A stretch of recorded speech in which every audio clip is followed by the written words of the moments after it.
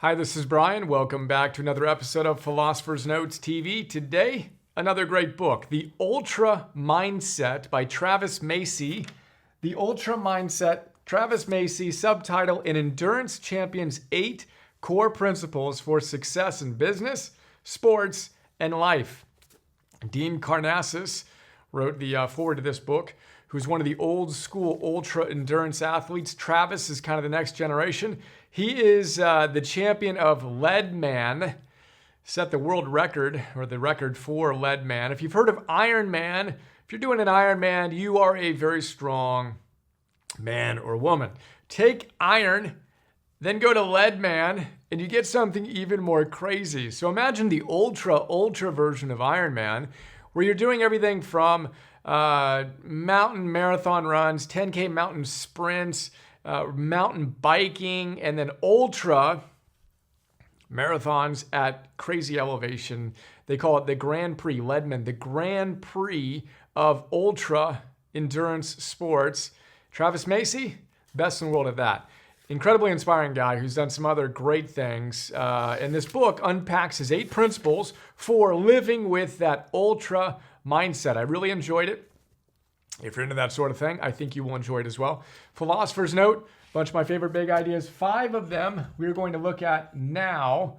So, first big idea here, if you want to cultivate an ultra mindset, whether it's in sports or just in life, to be able to show up and go the distance and reach your potential and see what you are actually capable of, he says the first thing you want to do is train your mind.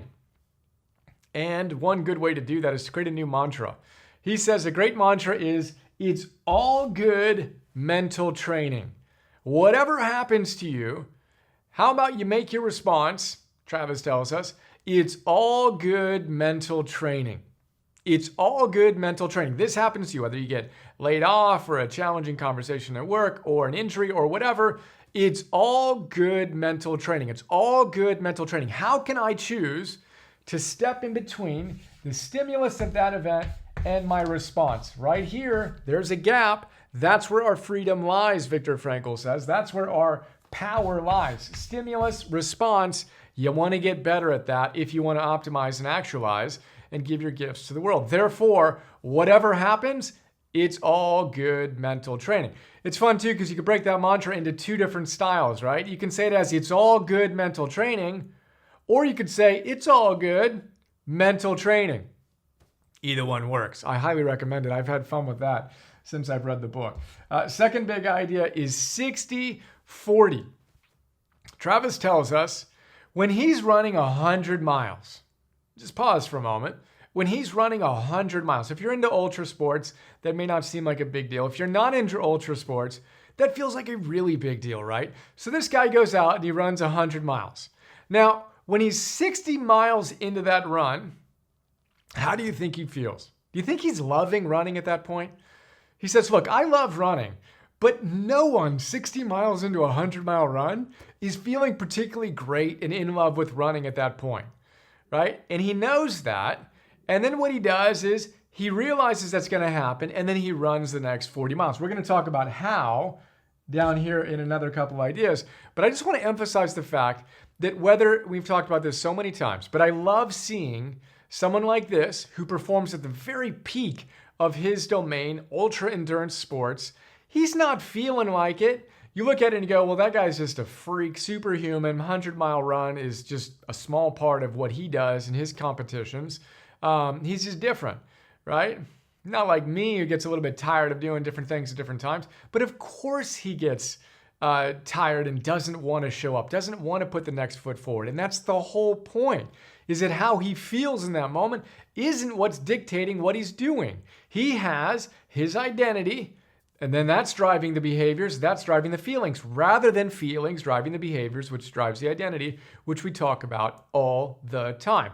Now, I found this particularly refreshing because I'm sitting here looking at 1,000 notes, I'm over 400 into it, and I love to read, just like he loves to run, right? But when you're doing this all the time, and I'm 400 miles or notes into my 1,000, I'm not always feeling like it. Well, that's a good opportunity to revisit. It's all good. Mental training, show up, do the work, take the next baby step. Again, we'll talk about some details on how to do that in a moment. But just remember, he's not feeling like it at miles 60, 61, 62, 63. He does it anyway, period, in part because he's removed his option to quit, which we're going to talk about at the end. The next big idea is what he calls the 4:30 a.m. rule. The 4:30 a.m. rule. I think he came up with this with his dad. And the basic idea here is whether you get up at 4:30 in the morning or not. I happen to get up at 3:27 this morning.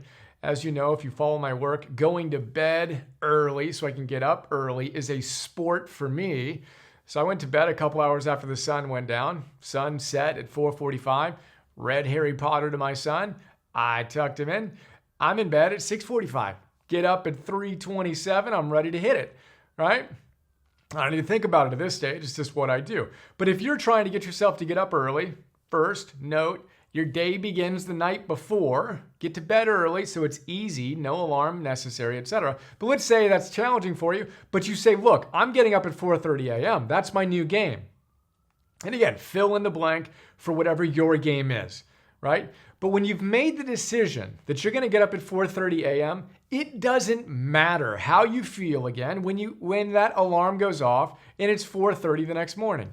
You do it, period, 100% all in. You've decided, and that's the heart of an ultra mindset. You want to go to the distance, you've got to discipline yourself to be able to honor your commitments each step of the way.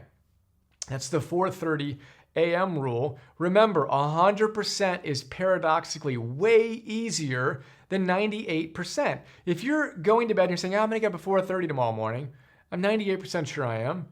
That's really hard relative to, I'm just getting up, period. There's nothing that's going to happen that's going to prevent me from getting up. Because if you got that 2% gap, that's where the voice comes in and it can start negotiating with you. You want a super bright line. You want to make what willpower scientists call a pre-commitment. You've burned your ships, you're all in, you've already decided.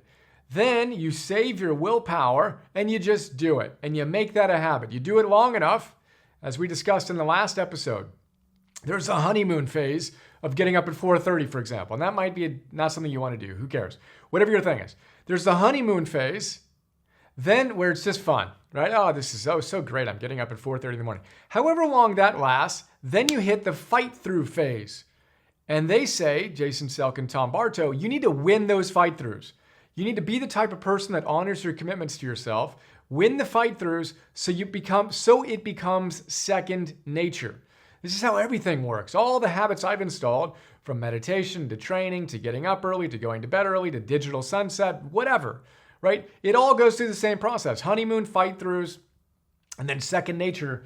Whatever your 4:30 a.m. rule is, think about that. What's your keystone habit?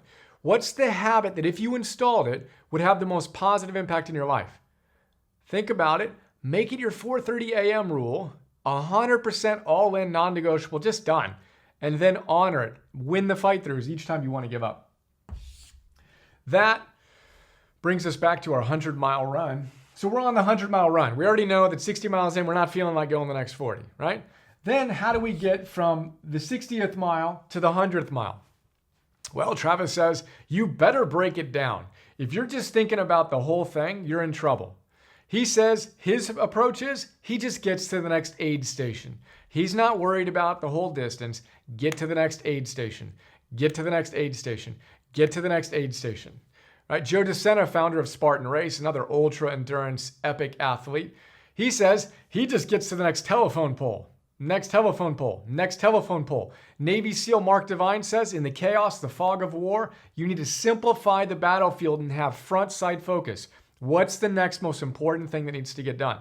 And it was funny because as I was preparing for this, it was super early in the morning, as it always is. I get up an hour or two before the family gets up. And Alexandra was up with our little baby girl. And then our son came up super early as well. So we were all hanging out. And for whatever reason, we were talking about their birth. Our son is 5 years old, and his birth came up. Right? So we had both our 5-year-old son and our 10-month-old, almost 10-month-old daughter here at home. And we were talking about it, and Alexandra was talking about her contractions. So you could say that a natural home birth is kind of like running 100 miles. I wouldn't know. I just know I have an amazing amount of respect for her and her power. And she said the way she got through it was she wasn't thinking about the whole thing. She broke it down. And she said, and we weren't even talking about this, she just happened to say it. She said to herself, I can get through this contraction. That's all I'm going to think about, this contraction. And she'd have a little break. Then she'd say, I can get through this contraction. I'm just going to focus on this contraction. Have a little break, next contraction, and there we go. Same basic idea, aid station, telephone pole, next contraction. What is the application of those metaphors to your life, right?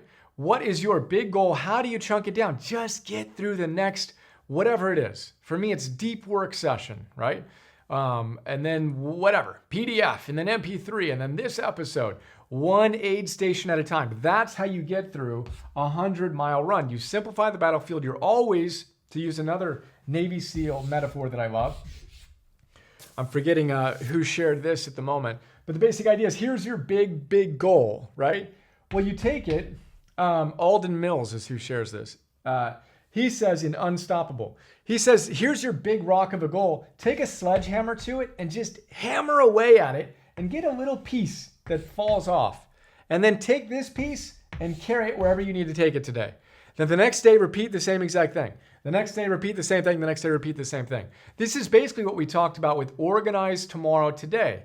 What are the 3 most important things you're going to get done today? And what's the number 1 most glow-in-the-dark thing? Boom, get it done. Get it done, get it done. That's how you take what seems to be impossible and make it totally achievable. Break it down. 5th big idea is quitting. When do you quit? Is it okay to quit? Well, yes and no. And Travis walks through this. I think it was the last principle is basically quitting. He says there are a couple things you want to think about, right? There are different situations that call for different responses, obviously.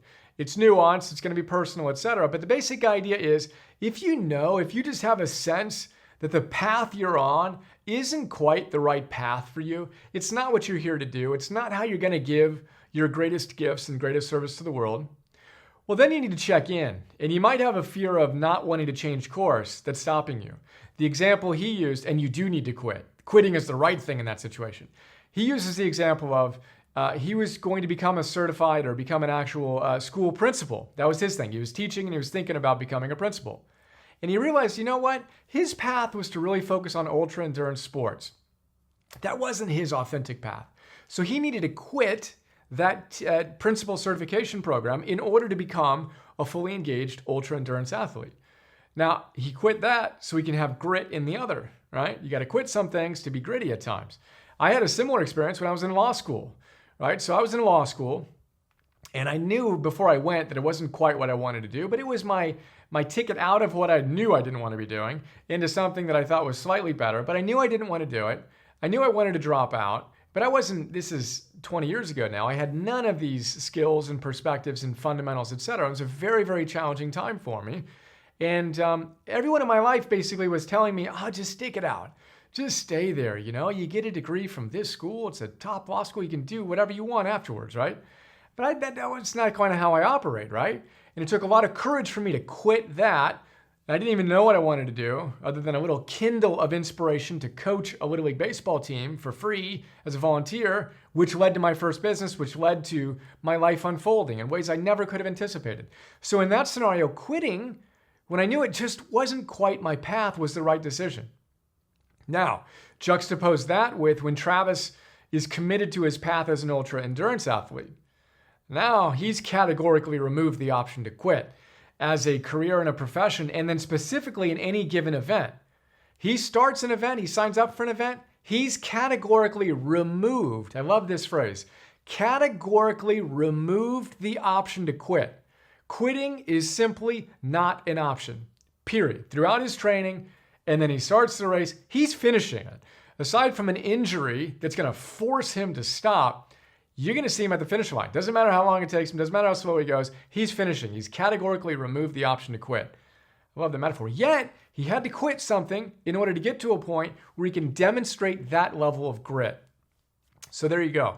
Sometimes you need to quit something so you can have grit for the thing that really is worthy of your energies. So for me, it's this. I've quit a number of different things and I've tested a number of things, but the ultimate underlying thing of I'm dedicating my life to helping people optimize their lives so we can change the world together. That's just the commitment. I'm Angela Duckworth, all in. Her 4 principles of grit.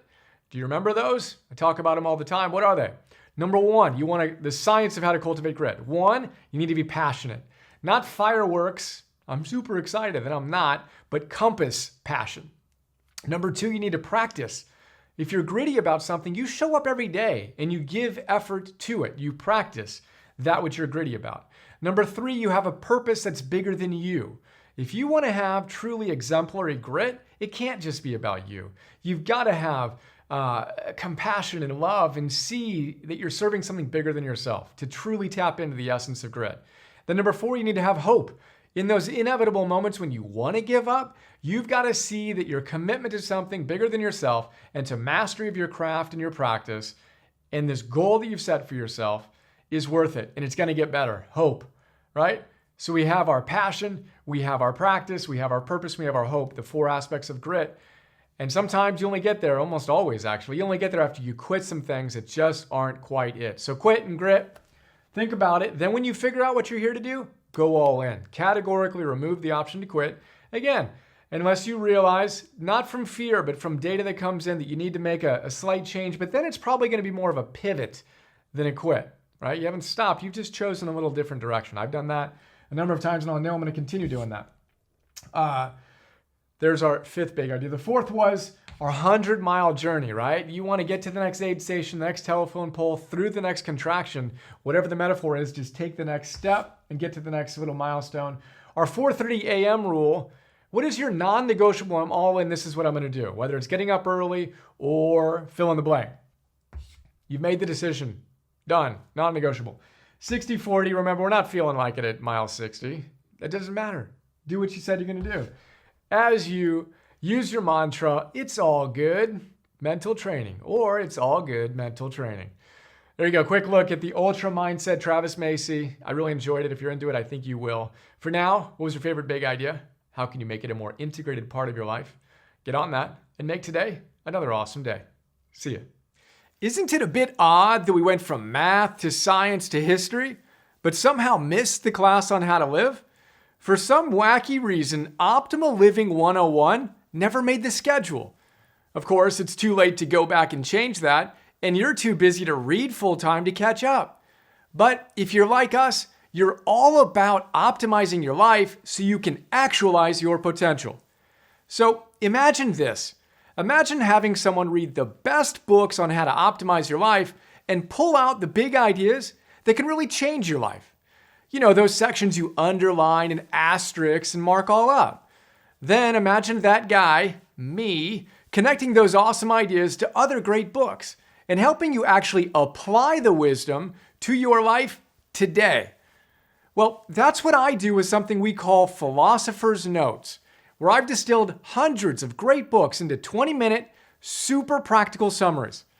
Then imagine me taking the absolute best big ideas from those great books and sharing them with you in hour-long Optimal Living 101 classes on everything from productivity, purpose, and confidence to nutrition, goal setting, and conquering procrastination, helping you optimize every facet of your life so you can actualize your potential. You've got a personal trainer? I'm kind of like your personal philosopher. Ancient wisdom, modern science, and practical tools. That's what our Optimize membership program is all about. If you're feeling it, we'd love to have you join us.